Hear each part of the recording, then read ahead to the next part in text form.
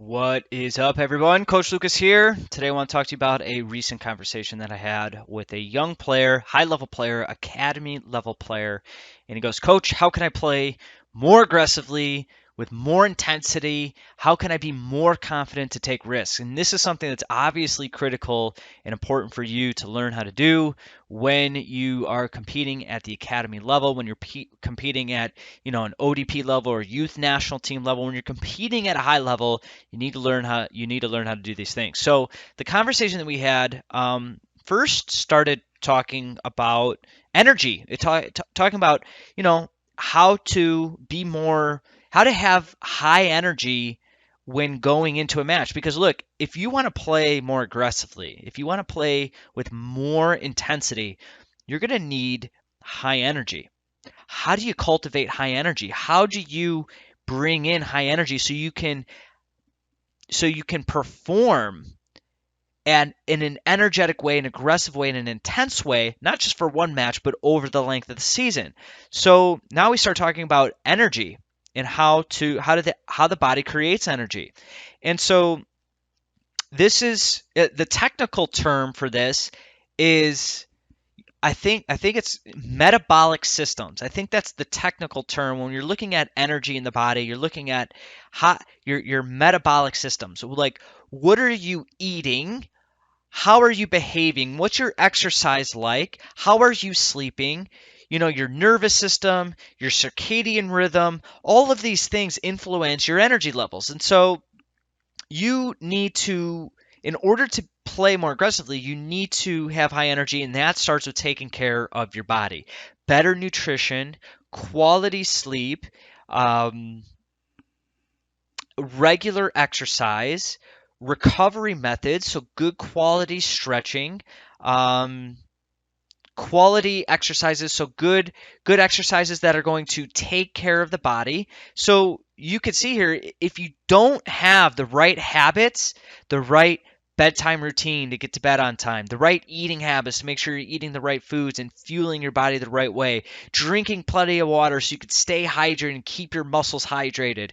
If you're not stretching or doing yoga or doing some of these methods that are really going to get into your deep tissues and allow more flexibility, allow more mobility so that you could produce force and be more explosive. Like, if you're not taking care of this stuff, don't even worry about playing at an aggressive, intensive level.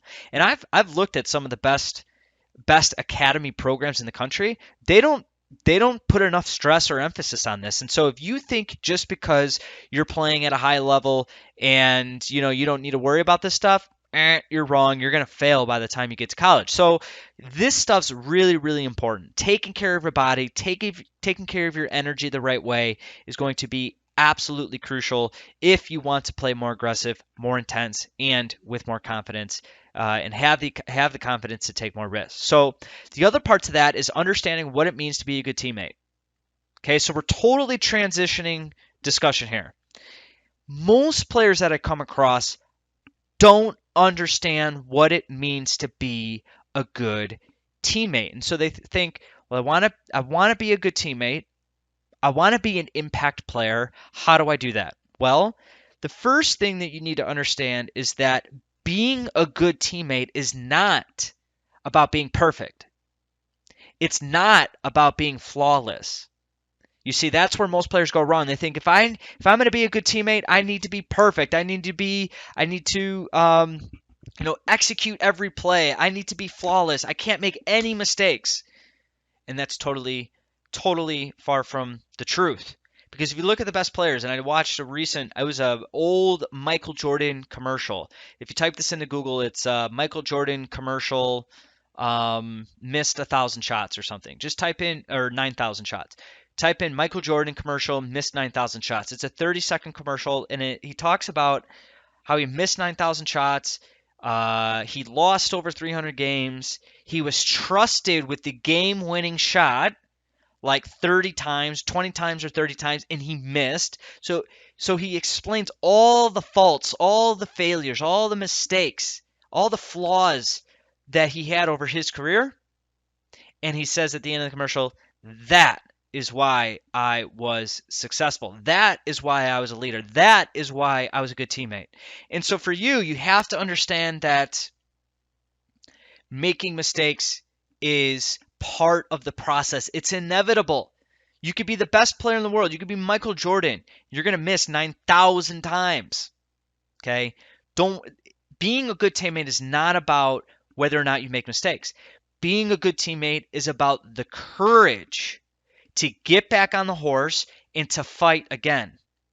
Is having the courage to respond to those mishaps and to respond with bravery and to respond with energy and with decisiveness and the willingness to push again and again and again and again and again. And so that courage, that bravery is what it means to be a good teammate. That's the piece that you need if you want to be a good teammate, if you want to be an impact player. You need to play by different rules. Everybody is playing by these rules of can't make mistakes. If you make a mistake, watch what happens. Parents yell from the sidelines. Teammates are going to yell on your team. Coaches are going to, maybe even bench you. You got to play by different rules. You have to totally abandon those rules. This is not about mistakes. It's about having the courage and having the energy and having the character to get after it again and again and again and again and again. That's what it means to be a good teammate. So I hope you found value in this conversation. I know there was a lot. It was jam-packed. Reach out to me if you have any questions, and we'll talk soon. Coach Lucas here. Take care. Good luck. See you soon.